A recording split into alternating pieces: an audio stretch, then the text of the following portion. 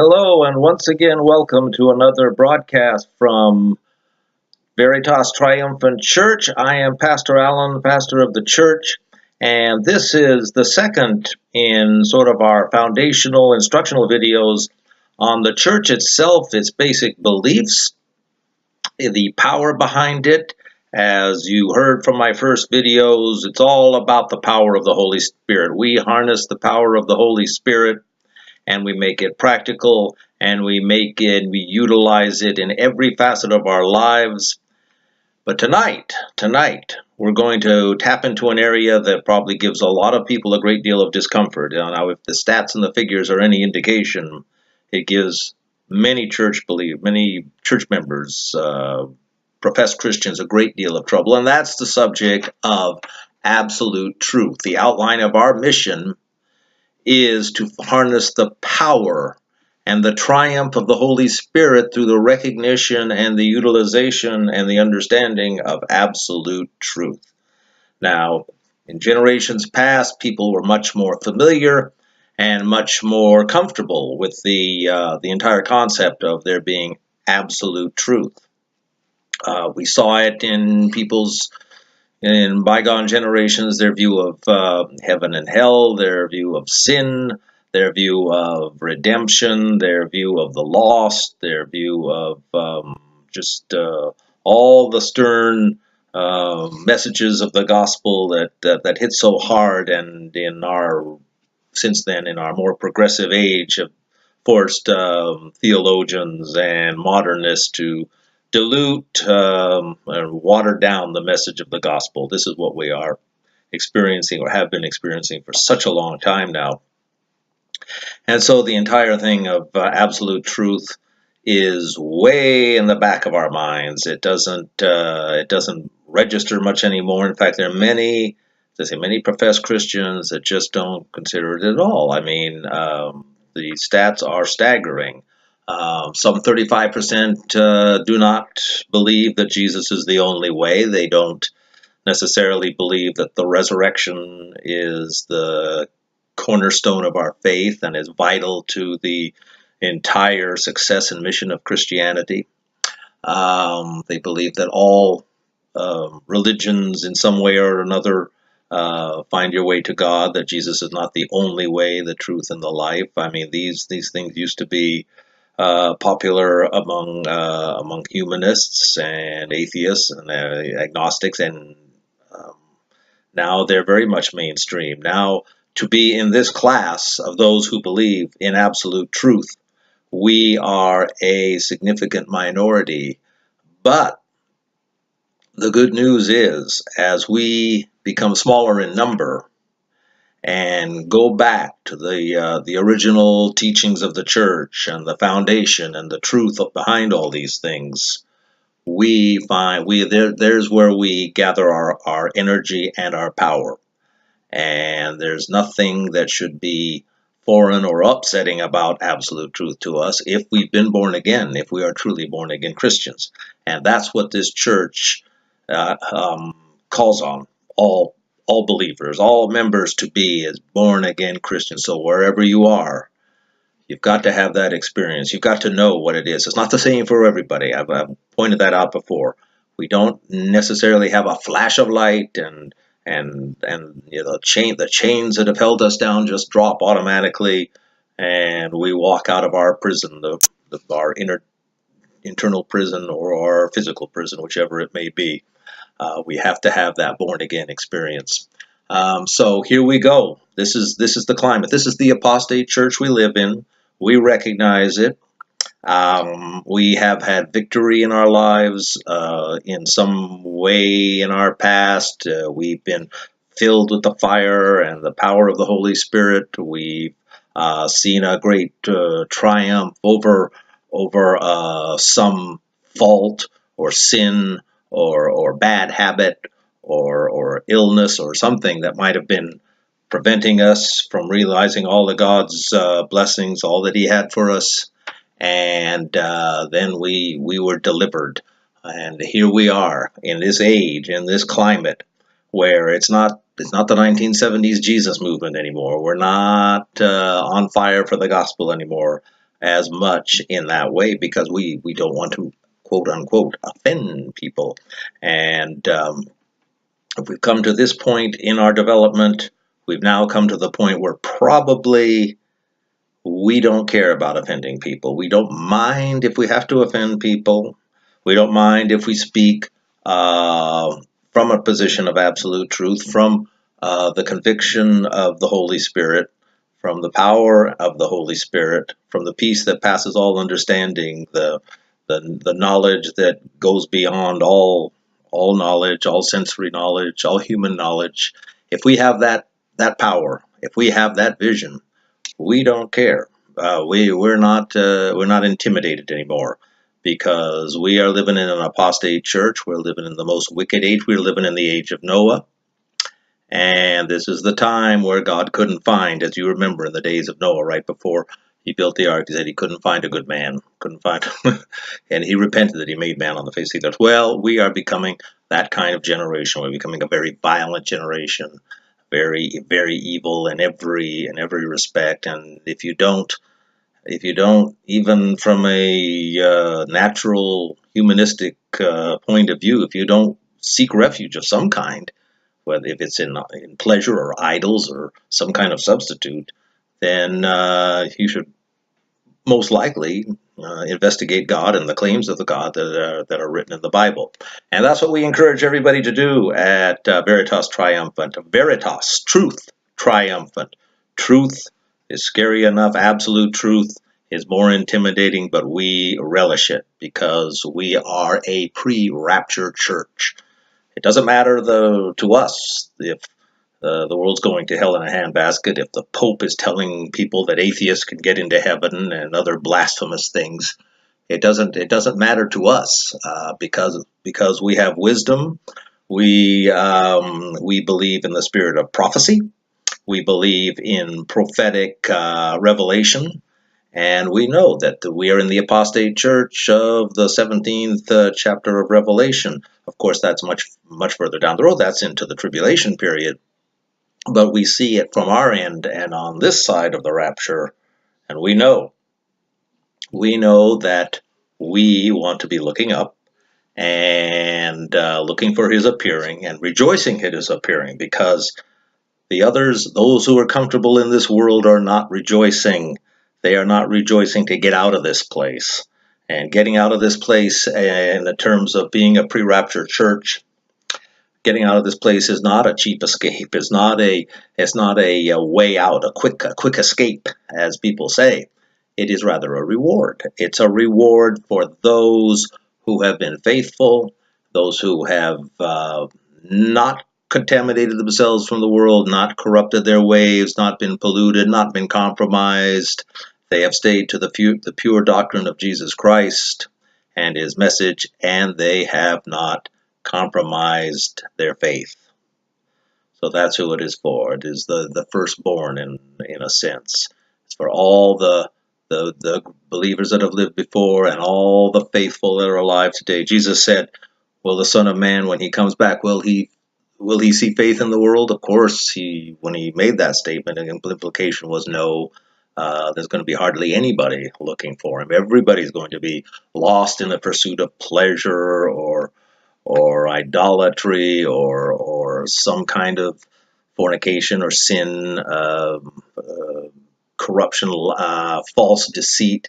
Deceit, you might say, is kind of the new norm of our day. Slander, character assassination, deceit. These are sort of the ways that the enemy is really advancing on all of the human population now. At other times, it's been greed, it's been lust, it's been you name it. It's sort of the sin du jour of every age. And of course, in the 1980s, it was greed. Greed was good. Now it's more like destroying people, dismembering people psychologically, and assassinating their character, their reputation for advantage, having people with flattery and advantage, bribing, kickbacks, becoming famous through destroying other people. We see that of course, in the world of politics and even in the world of entertainment, I guess. It's all out there. It's all out there, and we want no part of it. This is what the Apostle John wrote when he talks about the heaven. Says that the church we are in now is the apostate church. Revelation 17, the great whore of Babylon, the whore system led by the false prophet. We will, if you want to get more into prophecy, it's wonderful, it's exciting. Love it. Jesus says, love it. He is the spirit of prophecy. The spirit of Jesus is the spirit of prophecy. Not only the prophetic foretelling of future events, but the simply prophetic utterances which give edification and instruction and deliverance to believers. It's not just foretelling a future event. It's also giving a word of knowledge, a word of edification that blesses and transforms a person. We're all here. We're all here to give ourselves. We're all here to move forward, and that's why you are here at Veritas Triumphant, because you want the real thing. You want to be in the first call. You demand to be recognized and rewarded, not out of a sense of gratification, not of a sense of, me, who's the first in the kingdom of heaven, Lord, not in the sense of prideful accomplishments, the way cults and false teachings embrace somehow a works performance to earn your way into heaven, either through different Catholicism, Mormonism, any of the various cults that teach some kind of works deliverance. You are here because your deliverance is not through works. Good works are a proof of your deliverance, and they certainly count for something, but they are not the sole measuring rod of your salvation, and that's because faith alone is, as Martin Luther famously realized during the Reformation, faith alone is what saves us. Faith alone. But faith by our works, they enforce they're simply a natural outgrowth of our faith and of our salvation. So, going on to talk about absolute truth a little bit more, as I say, that makes everybody very uncomfortable, but it's important to realize that Jesus himself never ever shied from making the most extreme and absolute perfect statements at all times during his ministry, even when it wasn't always necessary to do so. I'm thinking of one that stands out that I've always been amazed at, is when Jesus was brought forth in the tribunal to the high priest Caiaphas, and he was laying out the case of, you say you're the Son of God, They say you do these unlawful things, you heal on the Sabbath and what all, and he presses him, he's looking for him. He's setting a little trap, a little sense of entrapment to catch him in his words and have something to nail him on at a later date. Very much like the sort of political climate we see now. The same tactics we have. We have those that put themselves above the law, that put themselves as the ultimate authority and try to rule an autocratic, almost sovereign ruling, going beyond civil litigation or any kind of democratic system of jurisprudence. We see this with Caiaphas, and that nothing's changed in 2,000 years. If it's Caiaphas in the church, if it's somebody else in politics, and you probably know who I'm hinting at, but then this is yesterday's news by the time this is seen, no doubt. And things have changed, and things have gotten worse, and things have gotten more sticky, and so we just look up. We just look up.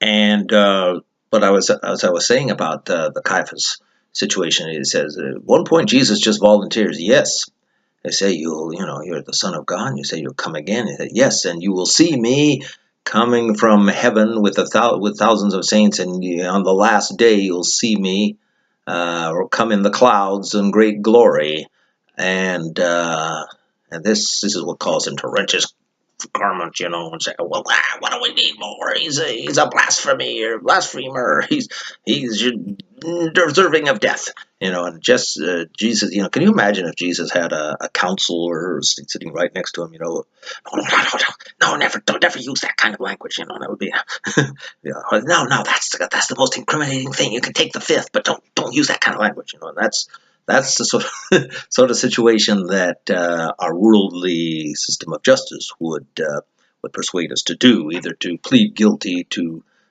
being a fraud, a false teacher, and say and retract somehow what he said, or throw himself on the mercy of the court. Jesus said no, and it's going to be this and that, and then you're going to see me come in great glory, and boy, it's going to be something for you. Here it is. He's telling him something's going to happen some 2,000 years later. And he wasn't afraid to do it. He didn't have to do it. Didn't have to. It's just the confidence he had in absolute truth. Absolute truth. It wasn't going to faze him. If he felt it was necessary to spell it out in that detail, I don't know, to ensure his conviction and to make sure that he was the Lamb slain of God from the foundation of the earth, and this was his way to consummate the process. We're not sure, but this is the sort of man he was. He did not have to do this. And there's another good example that I like to point out when Jesus was in a position where he didn't have to say a whole lot about the grandiose, his grandiose claims and the great absolute spiritual truths. Because when he was with the woman at the well, the Samaritan woman at the well, and of course you all know the story. He's there. The woman says, I have had.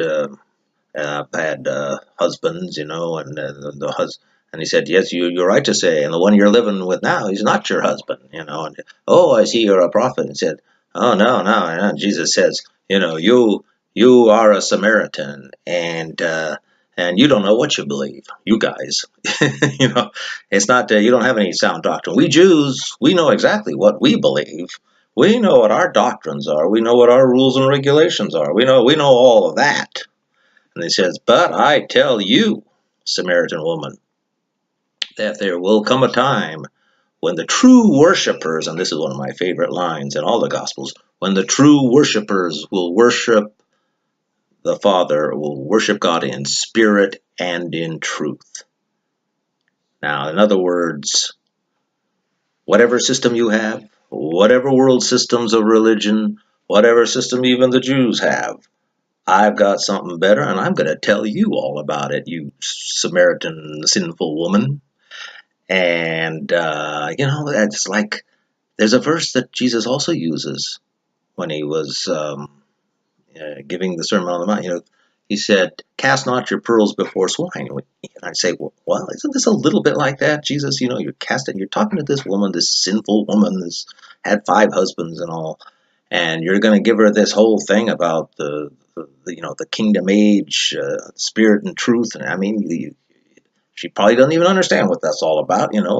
The woman at the well, and the water of life, and that's all beyond her. All she knows is she got a drink of water, and there she was, being uprated on her social life, on her social sinful state, as it says.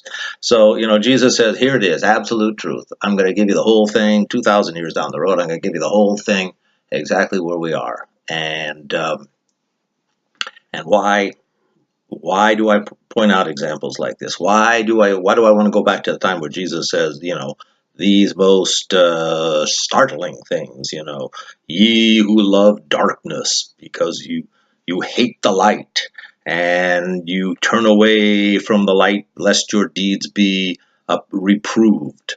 And it's like, yeah, well, you just love darkness. Doesn't that sound Doesn't that sound extreme? Come on now. There's a psychological element, isn't there, Jesus? I mean, isn't there upbringing? Isn't there advantages, disadvantages? Isn't there something more to it sociologically or something? Love darkness. That sounds petulant. That sounds angry. Love darkness. He uses these kind of terms all the time because he is an absolutist. He's an absolutist in truth, and he expects us to be the same. He expects his apostles to be the same. He's disappointed when they're not. He wants them to be bright. He wants them to be not prescient in their in their reception of his teachings. He doesn't tolerate dull students very much in the apostles. He doesn't grade on a curve, and he doesn't give room for much dawdling in their progress. He expects them to pretty much move along with him and understand exactly what he's talking about. So it's absolute truth. Jesus pushes us for absolute truth. And why should we do it? Because we are a pre-rapture church. We are a pre-rapture, pre-tribulation rapture church. That's what we are. We know that mansions are being prepared for us. Join us. You're going to have a mansion. And that is a mansion in the sky. Now, how is that to be conceived? How is that to be materialized? How is that to be realized? We can't say right now. We see through a glass darkly. We can't see everything. But we know the Lord said this. It wasn't a simile. It wasn't a metaphor. It was, I go to prepare a place for you. If it were not so, I would have told you. That's not something somebody who is telling a metaphor would say. No, this is factual. This is absolutely real. And he said there'll be mansions prepared. There'll be two in the field, one taken, the other left. That language delivered through the Apostle Paul, who had a direct one-on-one encounter, salvation message and salvation experience through Jesus Christ. That tells you right there. There's nothing ambiguous about saying one will be taken, the other left. Two in a field, one taken. Couple in bed, one taken, one left in the bed. One at the millstone, the other taken, one left. This doesn't get any clearer than this. So here we are. Once again, as I said earlier, it is vital, it is all important in order for us to tap in to this profound truth, to this journey of truth, and to unlock the power of the Holy Spirit, who is the person of truth, that is our guide in these last days. It is all important for us to be born again. Now, I've said it before, and you might be a little bit surprised to hear, I did not have a momentary, bolt from the blue, thunderous, born-again experience. I had realizations come fast and hard, and I did have a complete and utter transformation. However it comes, do not fear. You're not in a Pentecostal holy roller rally. You're not twitching and writhing on the floor in front of other people to be born again. It has that aura, it has that reputation, that imagery that goes with it. It is not what the Pentecostal charismatic church portrays it to be. It is what Jesus says it is. And that is, as he said to Nicodemus, you must be born again of spirit and of truth. Water. You have to baptize yourself with water to show that you are separated and purified. But it is an inner transformation. It is now this is a real stumbling block to the world. I know this. We heard this back in the 70s, as far as I remember the Jesus movement. We've heard it before that many years before. We've seen it at camp meetings. We've seen it at revivals.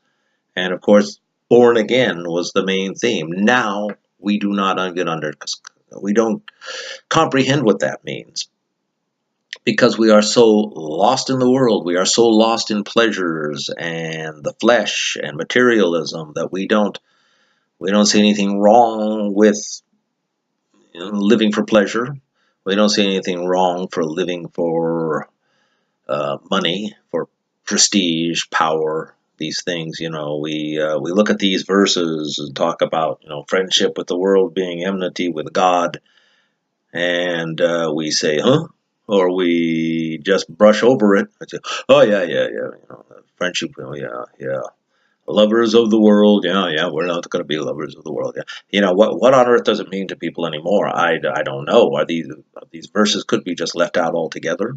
In most cases, by pastors, they are, or just somehow interpreted a different way. Anyway, that's not our position. Needless to say, these things. The born again experience is a transformative experience. We are a new creature. We are free from darkness. Can I can I get a witness on that one? Jesus said, "You do no longer walk in darkness. You are no longer following Baal. You have separated yourself from the world.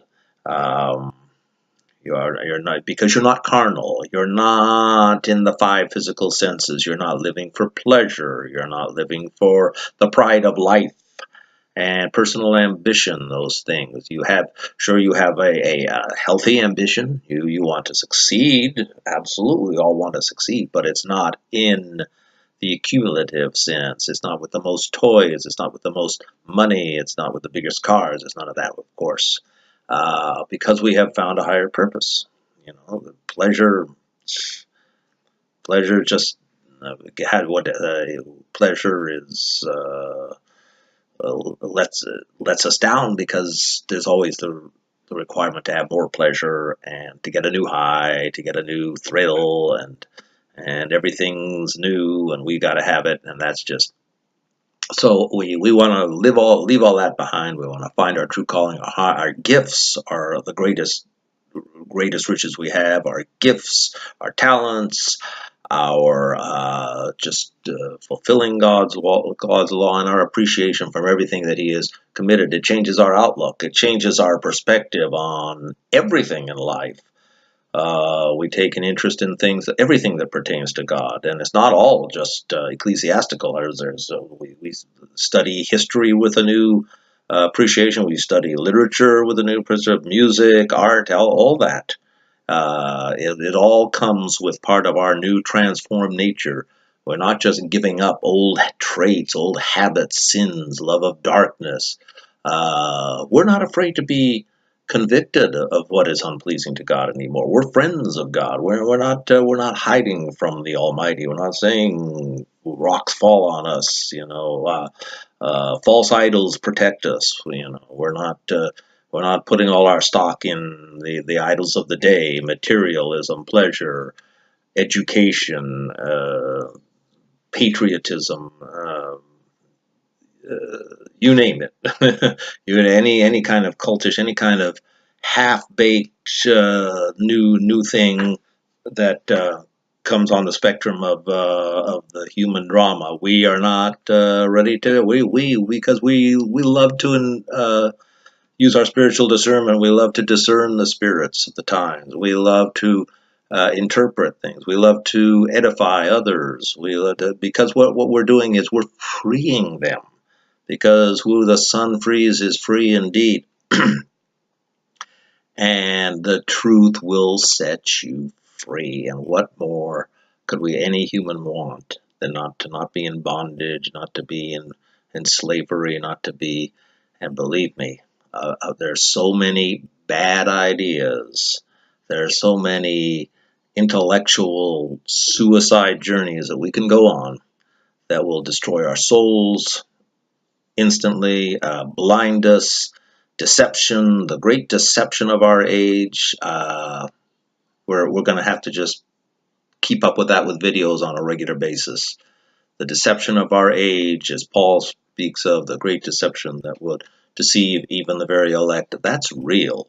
That is a real threat and should be a terror to all believers, that we could somehow be sucked in to the world system, or let our guard down, or fall asleep and become lukewarm, neutral, desensitized, jaded, whatever you want to call it.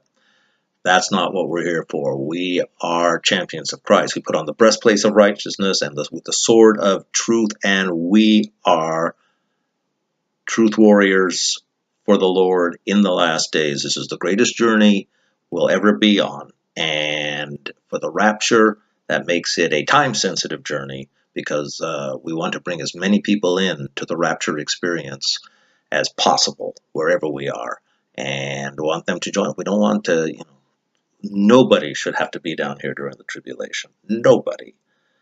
We just can't. That's not the sort of thing you can just sit and ride out. It doesn't work that way. It's going to be terrible. From the very first day after the rapture, it's going to be terrible, hideous. But the world seems to prefer that so much that it hates the truth so much, loves darkness, as Jesus said. It's not at all unreasonable what Jesus said. They love darkness. They love darkness and they hate the light. So anyway, it's a tall order, but compared to the alternative, it's much, much preferred. So we are here to do this together. I would love to hear your comments. I would love to hear your feedback in any way, and there will be many more messages to come. I'm Pastor Allen with Veritas Triumphant Church, and I look forward to hearing you all once again very soon, and God bless you all.